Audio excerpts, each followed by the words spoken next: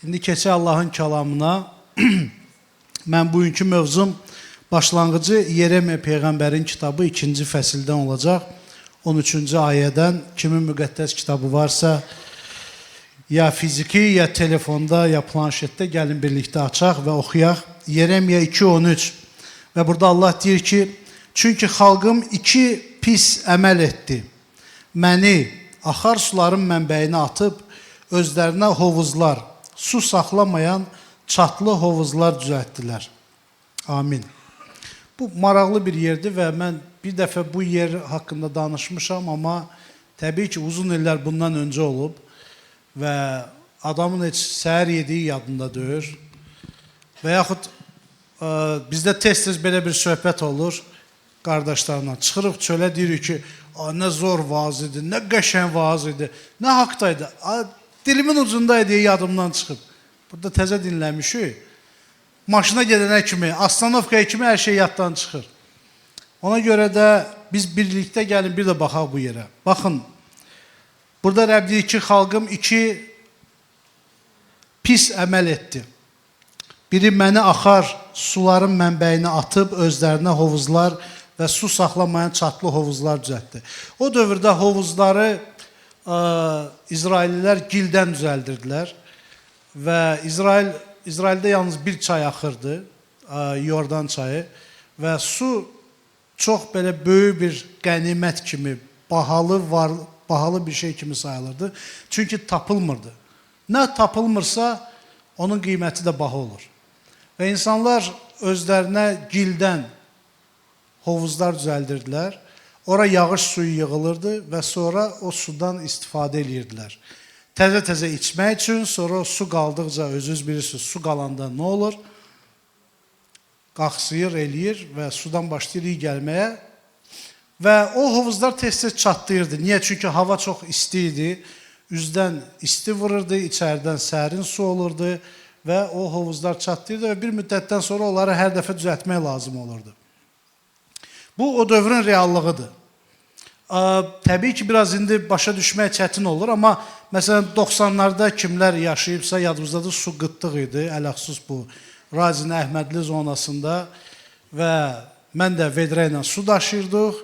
Hamımızın, əksəriyyətimizin evində çuqun vanna vardı, biz onu doldururduq birinci növbədə, sonra balkona vedrələr düzürdük və s. və ilaxır. Yadımızdadır da bu.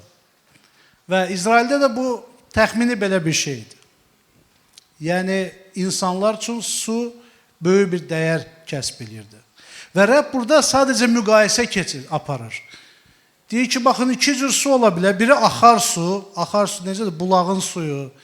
Axar su həmişə təmiz olur, təravətli olur. Və bir də deyir, o qalmış, qaxsımış su. Hansını seçərsən? Biz təbii ki, deyərik, axar suyu seçər. Bulaq suyunu qoyub, kim qeyb vedrədən su içər? 5 günün, bir həftənin vedrəsinə, heç kim. Baxın, suyunu içibsiniz də, yəqin ki, dadına baxıbsınız da. Çayı da belə dəmləyirsən, dəmiri yiyər ondan, düzdür? Kim o suyu içər? Heç kim. Amma həyatımıza baxanda, burada təbii ki, məcaz var. Burada söhbət sudan getmir. Fiziki sudan getmir. Burada məcaz var. Həyatımızda isə biz həmişə o seçmə edirik, o axmaq seçmə edirik. Biz axar suyu, yəni Allahı qoyuruq bir kənara və onun əksi olaraq bu dünyanın sularından başlayırıq dadmağa.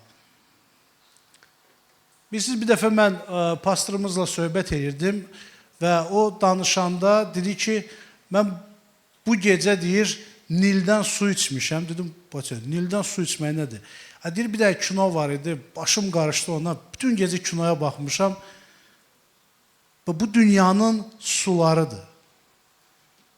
Bu dünyanın suları, bu dünyanın baxışı, bu dünyanın filmləri, serialları, bu dünyanın hər bir şeyi. Bax, Rəbb deyir ki, siz mənim axar suyumu qoyursunuz kənara, məni qoyursunuz kənara və o suyu seçirsiniz.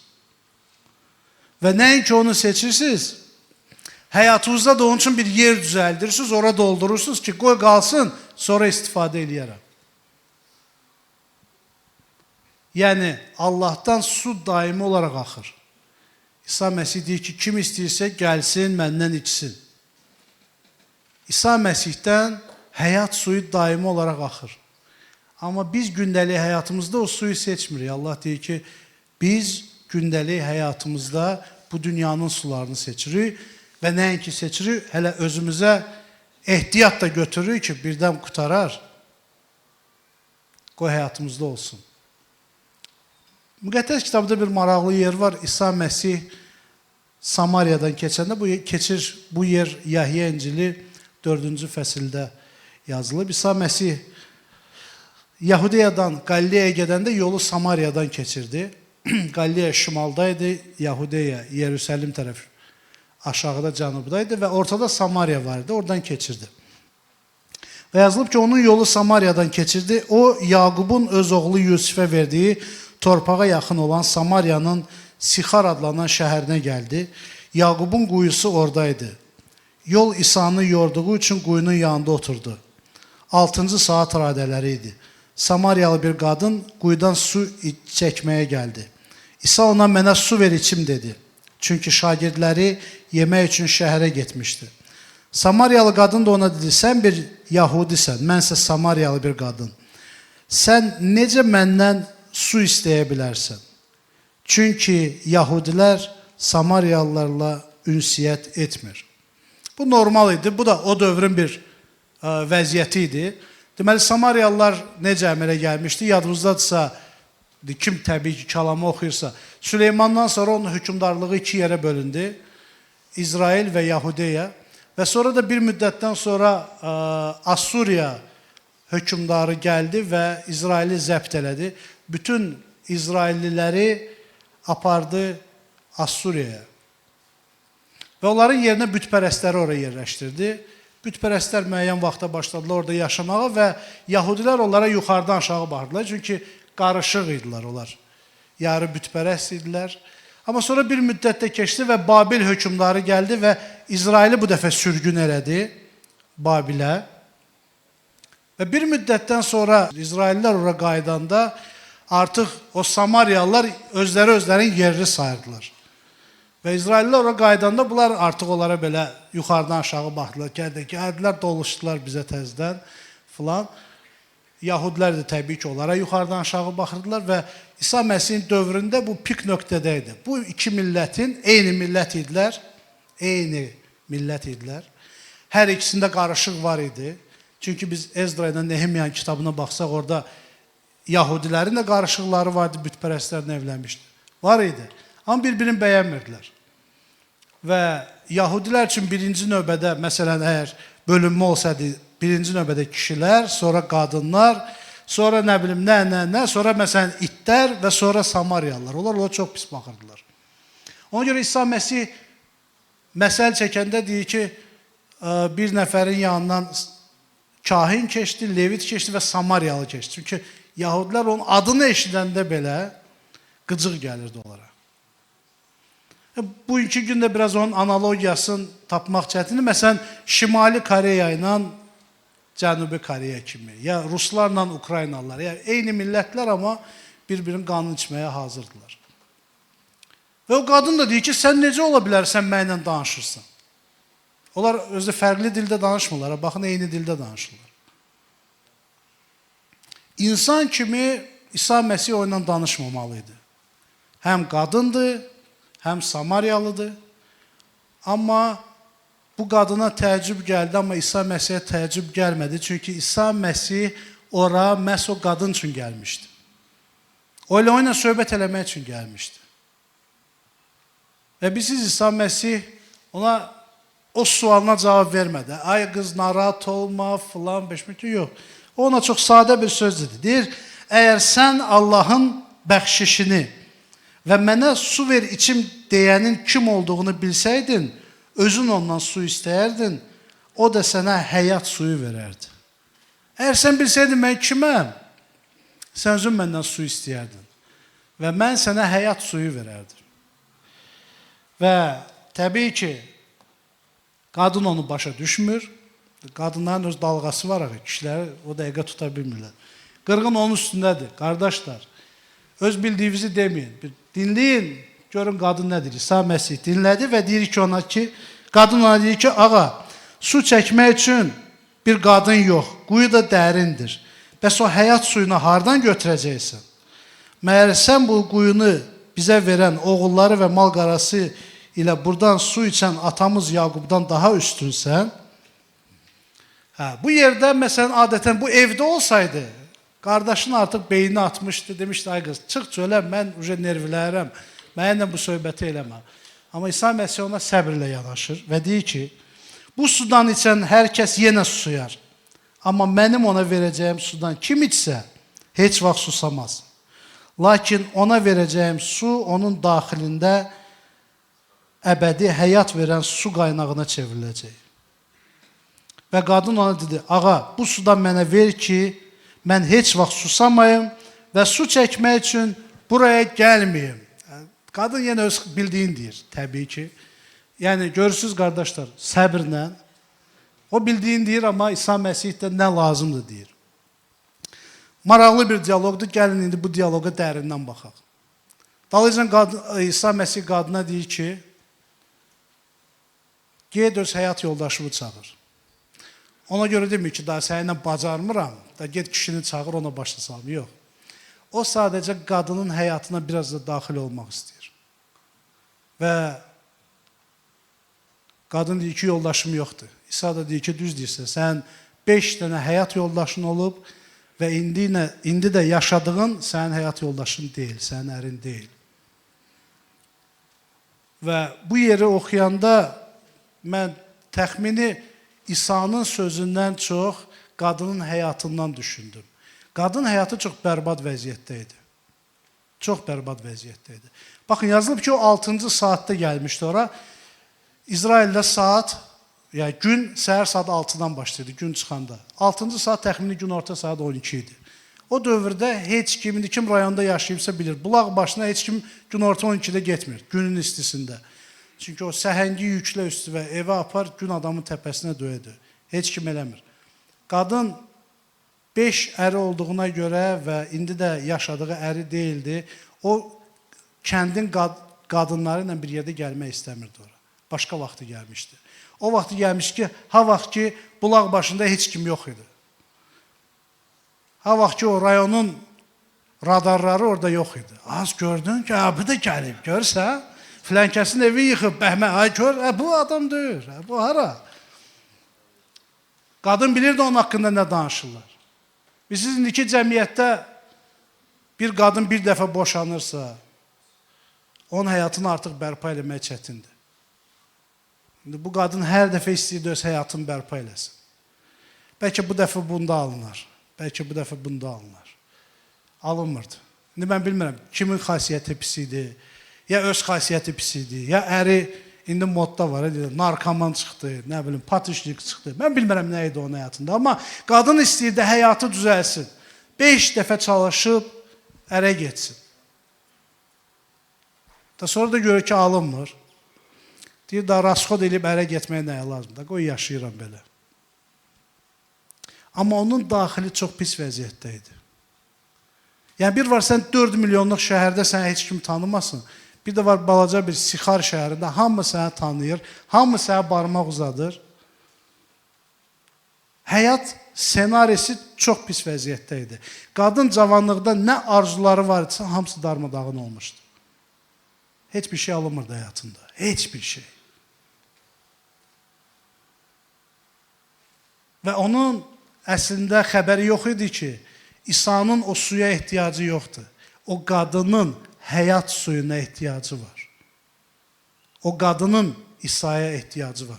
O qadın elə bilirdi ki, o İsa'ya nəyisə verəcək. Amma başa düşmürdi ki, İsa Məsih gəlmişdi, ona nəyisə versin.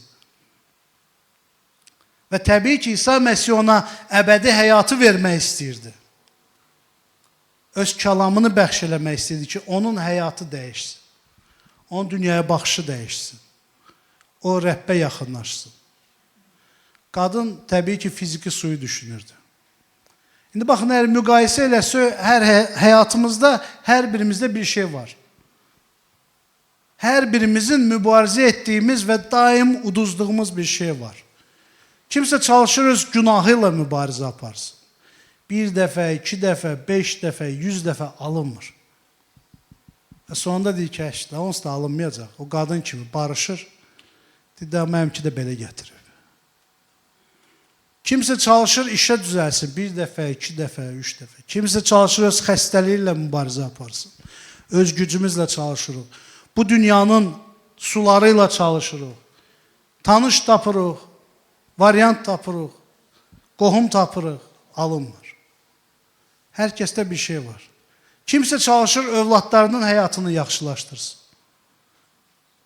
Kimsə çalışır, övladlarını işə düzəltsin. Variant axtarır, pul axtarır. Kimsə çalışır, borcdan çıxsın. İllərdir, çıxa bilmir. Hər kəsənin həyatında bir şey var. Kimsə çalışır, öz daxilində olan onu boğan o suallara, o niyə suallarına cavab versin. Amma neçə illərdir tapa bilmir. Və biz həmin vaxtı İsa Məsih bizə yaxınlaşanda deyəndə ki, sənə nə verim? Məcazi mənada. Biz çox vaxt nə deyirik? Ya Rəbb, bir insan göndər mənim bu işimi həll eləsin. Ya Rəbb, bu qədər pulum olsaydı mən bu borcları bağlayardım. Ya Rəbb, bu olsaydı mən bunu eləyərdim. Qohumum olsaydı mən filan şey eləyərdim, bəhmən şey eləyərdim. Heç bir şeyin xeyri yoxdur. Sənin həyatı və İsa Məsih özü şəxsən gəlməlidir ki, sənin həyatını dəyişsin. Mən də vaxtı ikən çox belə xam xəyallara dalırdım. Bir çamadan dollar tapsaydım, zor olardı. Mən bunu belə eləyərdim, belə eləyərdim. Xeyri yoxdur. O qədər çamadanla pul tapanlar var ki, heç birisinin adı ortada yoxdur. Biz bu yaxınlarda bir sənədli filmə baxırdım pul haqqında. Amerikada kimlər ki, lotereyada, bu ancaq Amerikada baş verə bilər də, lotereyada 5-6 milyon pul udublar. Kimlər ki, udublar olan heç birisi o pulu qoruyub saxlaya bilməyib. Əksinə həyatı ondan sonra daha bərbad olub. Pulu xərcləyib, dağıdıb, sonra örgəşib ki, bu gəlməlidir, tapa bilməyib və daha da pis vəziyyətə düşür. Pul sənin problemini həll eləmir. İnsan sənin problemini həll eləmir. Sən özün belə öz problemini həll eləyə bilməzsən. Sənin problemini yalnız Rəbb həll eləyə bilər. Yalnız İsa Məsih həll eləyə bilər. Ona görə də əgər bugün bura gəlmişsənsə və oturmuşsansa, eyni o vəziyyətdəsən, Samariyalı qadın İsa'nın yanına gəldiyi kimi biz də bu günləri gəlmişik və İsa'dan bizə söz lazımdır. Bugünkü gündə, baxın, keçmişdə dediyim kimi mən axtarırdım həmişə. Kimdənsə kömək, filan, beşməkan. Bugünkü gündə İsa Məsihin özünün gəlməyi mənim üçün yetərlidir. Mənim üçün yetərlidir.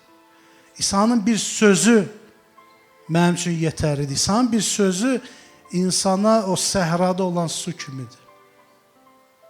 Və biz bir maraqlı epizod da var, İbrahim Peyğəmbərin həyatında baş verib. Allah onun yanına gəlir, kişinin artıq yaşı keçib, uşaqları olmur. Və Rəbb ona yaxınlaşır və deyir ki, gələn il bu vaxtı mən gələcəm və sizin övladınız olacaq. Və həmin vaxtı Sara, onun həyat yoldaşı başlayır gülməyə və Rəbb ona deyir ki, niyə gülürsən? Rəbbim bacarmadığı bir şey varmı? İndi baxın, Sara gülürdü, biz bugünkü gündə ağlayırıq. Biz bugünkü gündə əziyyət çəkirik. Biz bugünkü gündə Rəbbin adını çağırırıq. Biz bugünkü gündə dünyada variant axtarırıq.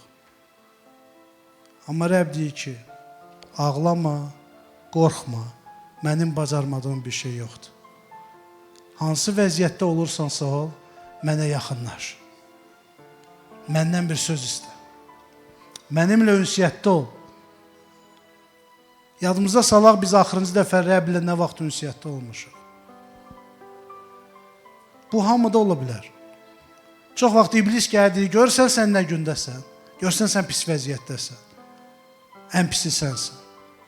Amma bu hamının başına gələ bilər. Adam bir həftə başı qarışar işə, həftənin sonu yadına düşür ki, oyda, mən bu həftə ərzində bir dəfə də olsun Rəblə ünsiyyətdə olmamışam. Bir dəfə də olsun Allaha deməmişəm ki, çox sağ ol mənə verdiklərimə görə. Bir dəfə də olsun onunla ünsiyyətdə olmamışam. Bir dəfə də olsun kəlamın ağzını açmamışam. Bu ola bilər sənin həyatında. Müqəddəs kitabda yazılıb ki, salih insan 7 dəfə yıxılar, 7 dəfə də qalxar. Ona görə yıxılmağına baxma. İsa Məsih sənin yanına gəlibsə, səni bugün bura gətiribsə, sən bugün bu sözləri eşidirsənsə, sənin qalxmağa şansın var. O qadın həyatında 5 dəfə yıxılmışdı. 5 dəfə ərə gəlib boşanmaq bilirsiniz nədir? Bayaq dediyim kimi adama heç bir dəfəni bağışlamır bu həyat. Bu həyat adama səhvi bağışlamır. Allah eləməsin həyatında bir dəfə səhv eləyəsən, hamı səndən üz döndərir. Hamı başlayır dalınca danışmağa. Hamı başlayır deməyə, gəldi də. Bu həyatda insanlar və iblis sənə səhvi bağışlamır, amma İsa Məsih gəlib ki, səni bağışlasın. İsa Məsih gəlib ki, səni dəyişdirsin. İsa Məsih gəlib ki, səni o bataqlıqdan çıxartsın. Səni o günahın əlindən alsın. Sənin həyatını nurlandırsın. Sənin o qaranlığı işıq saçsın. Və birisi sonda İsa Məsih nə deyir müqəddəs kitabda? Yahya müjdəsi 7-ci fəslə deyir ki, İsa Məsih nida edərək dedi, kim susayıbsa yanıma gəlib içsin. Müqəddəs yazılarda dediyi kimi, mənə iman edənin daxilindən həyat suyu axan çaylar çıxacaq. Susamaq başa düşürsünüz, bu adi su deyil, bu adi bu stəkanda olan su deyil. Həyatda susayıbsansa, insanlığa, təmizliyə, gözəlliyə susayıbsansa, hər səhər hara baxırsan, hər yerdə problem var, xəbərləri açırsan, problem var. Telefonu açırsan, qruplarda problem var, qohumlarla problem var. Banka gedirsən, problem var. Hara gedirsən, problem var. Və insan normal ünsiyyətə susayır. İnsan içindəki rahatlığa susayır. İnsan məhəbbətə susayır. Övladlarına olan məhəbbət, yaxınlarına olan məhəbbət. İnsan susayır və İsa Məsih deyir ki, əgər sən bugün bunun üçün susayıbsansa, gəl mənim yanıma. Və inan ki, yanıma gəlsən, sənin daxilindən, özündən o sular axacaq. Sən özün başlayacaqsan insanlara təsəlli verməyə. Özün başlayacaqsan insanlara kömək eləməyə.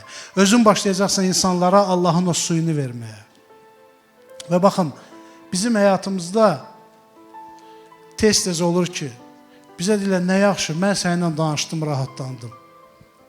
O mənə sual versə ki, sənin problemin var, o qədər problemin var ki.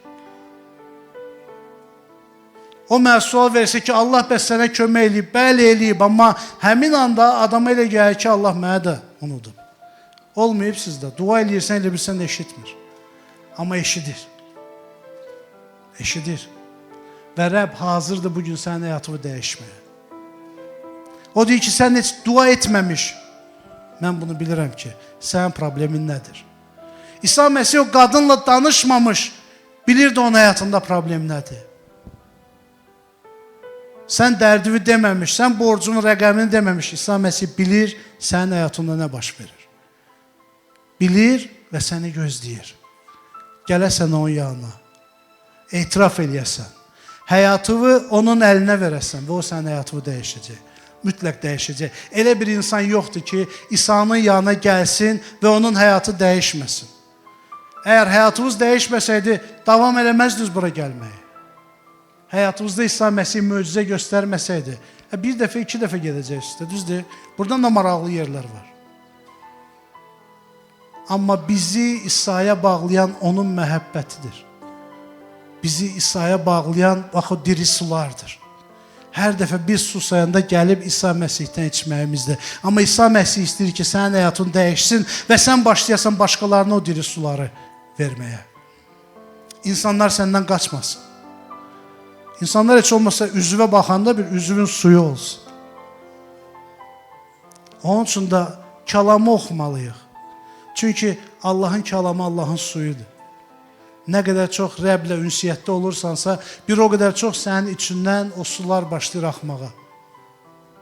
Bir o qədər çox sənin qabın, sənin daxili varlığın o suyla dolur və o səndə axar suya çevrilir. O səndə çürümür.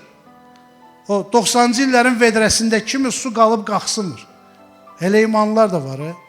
20 il bundan qabaq bir dənə ayəni bilir. Elə düşdü düşmədi hər yerə zıppıltı ilə ayə deyir. Başqa heç nə bilmir. Niyə? Bir dənə odur. Dibində, vedrənin dibində biraz o su qalır. Yenilənmək lazımdır. Yenilənmək üçün Rəbdən o sudan almaq lazımdır. Gündəlik həyatımızda Rəblə ünsiyyətdən olmaq lazımdır. Və onda Rəb dəyişəcək. Ona görə o yenilənməyin birinci addımı bugün buradadır. Kimlər bugün dəyişmək istəyirsə, kimlər bugün İsa Məsihdən o sudan almaq istəyirsə, buyurub tövbəyə çıxa bilər və həyatını Rəbbin əlinə verə bilər. Və həmin insanların həyatında diri sular axacaq. Və siz görəcəksiniz ki, Rəbb İsa Məsih necə bizim həyatımızı dəyişir. Rəbb İsa Məsih necə bizim həyatımızda diri sular axıdır. Və baxın, nə qədər çox biz bu dünya ilə çalışsaq nəyəsə düzəldək. Bu dünyanın suları ilə düzəldək. Olmayacaq. Necə o qadında olmurdu. Amma bircə addım İsa Məsihə tərəf gəlsə, bizim həyatımız tamlığı ilə dəyişəcək. Və qoy Rəbb xeyir dua versin ki, dəyişə biləsə həyatımızı.